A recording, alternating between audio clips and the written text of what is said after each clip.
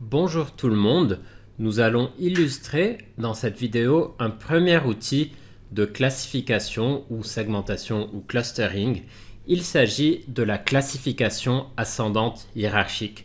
Il s'agit d'une méthode qui est très couramment utilisée dans le contexte du clustering et qui implique un visuel assez intéressant qu'on appelle le dendrogramme.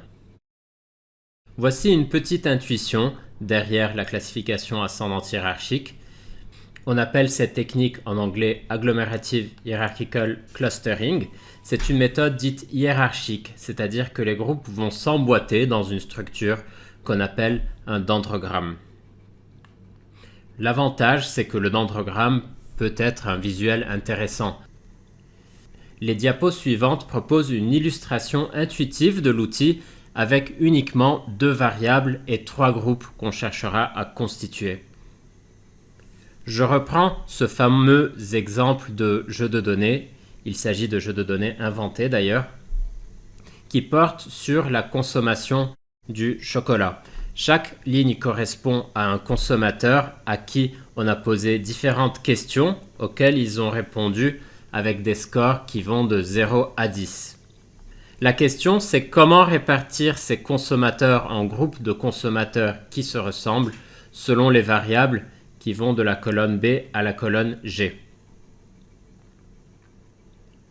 Je vais illustrer les choses juste avec 2 variables, la variable sensibilité au prix et la variable croquant. Mais sachez évidemment que le processus se généralise sur autant de variables que vous le souhaitez. Disons que nous disposons les consommateurs sur un nuage de points correspondant aux 2 variables que nous étudions, la sensibilité au prix et croquant. Nous allons considérer dans un premier temps que chaque consommateur correspond à un groupe à part, où chaque point est considéré comme un groupe à part.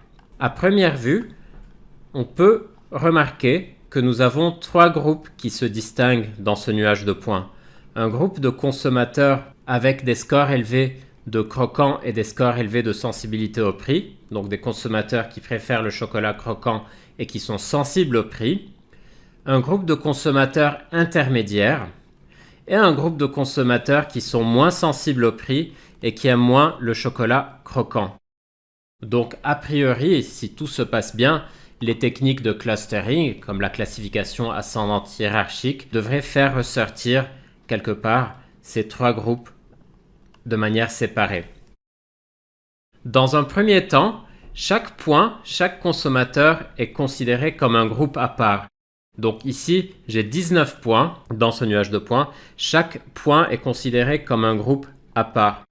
Toutes les distances 2 à 2 parmi les groupes sont calculées. La CAH va fusionner les 2 groupes les plus proches. Il s'agit de ces 2 groupes-là. De nouveau, toutes les distances 2 à 2 parmi les groupes sont calculées, maintenant que ce groupe a été constitué. Les 2 groupes les plus proches sont fusionnés. Il s'agit de ces 2 groupes-là. De nouveau, le processus reprend. Toutes les distances 2 à 2 parmi les groupes sont calculées et les 2 groupes les plus proches sont fusionnés. Et le processus se réitère jusqu'au moment où on n'a plus qu'un seul groupe qui reste et qu'on ne peut plus fusionner avec un autre groupe. La structure obtenue, cette structure-là qui ressemble à un arbre, on l'appelle un dendrogramme. Et une fois que le dendrogramme est obtenu, on peut sélectionner un niveau de coupage au niveau du dendrogramme. Par exemple, par ici, si on souhaite constituer 3 groupes. Et d'ailleurs, les voilà. Voici les 3 groupes constitués par la technique de clustering. 3 groupes ou 3 segments, ou 3 clusters en anglais. Donc les segments sont maintenant définis. Et évidemment, la procédure se généralise sur plus de 2 variables. Parce qu'on a vu lors de la vidéo d'introduction de cette partie-là que la distance euclidienne, par exemple, peut se généraliser sur un nombre infini de variables. Ici, l'objectif était purement illustratif. Voici à quoi pourrait ressembler le résultat d'une CAH dans un logiciel de statistique. Donc, ceci est un dendrogramme. Sur l'axe des heures données, nous avons le degré de dissimilarité. Et sur l'axe des abscisses, vous voyez les noms de tous nos consommateurs. Et en fait, plus le trajet vertical entre deux individus ou deux consommateurs ou deux groupes est long, plus les individus sont différents. Par exemple, pour aller de Luc, que vous voyez juste par ici, jusqu'à Marie, que vous voyez juste là, il faut monter jusqu'ici avant de redescendre jusqu'à Marie. Donc la distance entre Luc et Marie est approximée par cette quantité-là, la distance ou la dissimilarité. Par contre, la distance entre Luc et Kristen, qui se trouve là, est beaucoup plus longue. Regardez, il faut monter tout en haut du dendrogramme avant de redescendre jusqu'à Kristen. Okay? Donc la distance entre Luc et Kristen est beaucoup plus élevée que la distance entre Luc et Marie qui se trouve ici.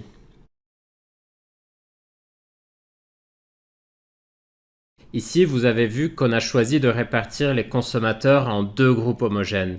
Ce groupe-là et ce groupe-là qui sont séparés par une distance assez conséquente. Cette ligne horizontale que vous voyez dans le graphique est la ligne de coupage du dendrogramme qui détermine nos deux groupes de consommateurs qui se distinguent sur notre marché. Une généralisation et deux limites de la classification ascendante hiérarchique. La procédure se généralise bien sûr sur bien plus de deux variables, comme je viens de vous le dire.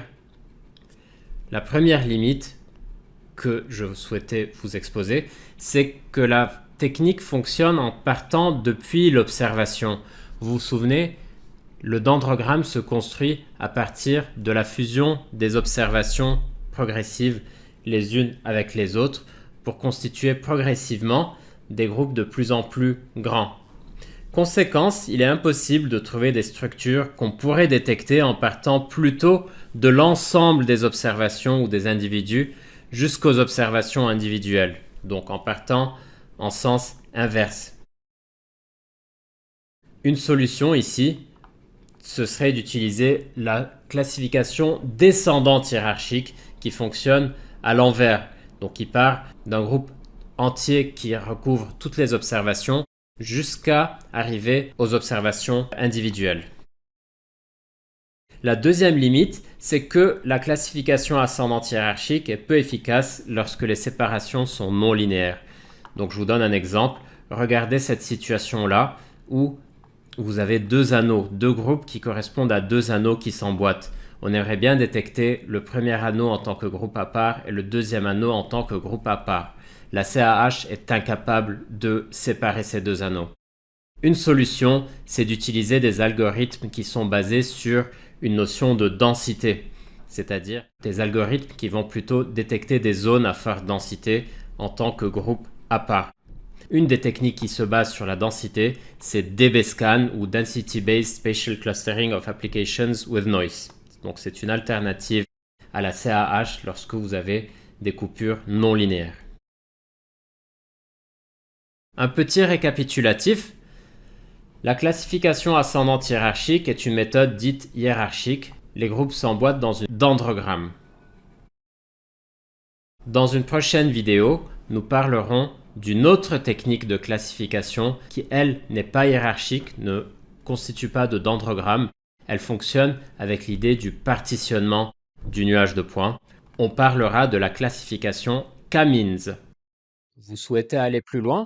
Inscrivez-vous à ma formation gratuite et complète aux statistiques avec R que vous trouverez sur le site statistiqueformation.fr.